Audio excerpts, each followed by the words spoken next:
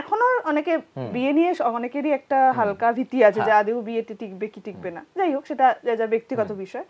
কিন্তু সম্পর্ক মজবুত করার কোনো কি আলাদা স্ট্র্যাটেজি আছে বলে তোমার মনে হয়? না না না, সম্পর্ক মজবুত এরকম জোর করে হয় না। আচ্ছা, সম্পর্ক যদি মানে মজবুত হবার থাকে তাহলে এমনি হয়ে যাবে। সে যত দূরেই থাকুক না কেন, সে একজন নিউজিল্যান্ডে পড়ে আছে আর তুমি নিমতলায় পড়ে আছো, তাতে কিছু এসে যায় না। হ্যাঁ, সম্পর্ক যদি থাকার থাকে তাহলে ভালোবাসা যদি থাকার তাহলে থাকবে, আর যদি না হয় তাহলে একই ছাদের তলাতেও হবে না, এটা কিছু করার নেই।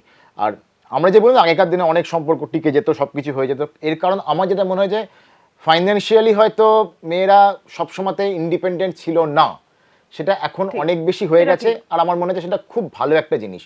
সবকিছু মুখ বুঝে মেনে নেওয়ার কোনো ব্যাপার ঘটেনি, মানে একটাই জীবন, সেই জীবনটাকে আমি কিভাবে কাটাবো সেটা সম্পূর্ণ আমার নিজের ব্যাপার। এটা তুমি এত সিরিয়াস করে বললে লোকজন ভয় পেয়ে যাবে। না না, ভয় পাবো হ্যাঁ, মানে একটু যদি হাসি দিয়ে বলে দাও। হ্যাঁ, মানে দেখো বস, প্রচন্ড ভালো একটা লাইফ পেয়েছো, ঠিক আছে, যেখানে তারপর যদি তুমি কলকাতায় বা পশ্চিম বাংলায় বা ভারতবর্ষে থাকো, এর থেকে ভালো লাইফ আর হয় না। তুমি একবার এনআরআইদের কথা ভাবো, বেচারা কাজের লোকও রাখতে পারে না, তুমি এখানে সুন্দর আরাম করে রাজা বা রানীর হালে আছো। এই লাইফটাকে নষ্ট হতে দিও না। যদি অসুবিধা হচ্ছে মনে করো, কথা বলো, তাতে যদি সলিউশন না আসে বেরিয়ে যাও, কাটিয়ে দাও একদম। এইতে সবেতেই ডিলিট করার মধ্যে একদম শান্তি আর একদম কিছু নেই, একদম মেসেজও একদম একদম।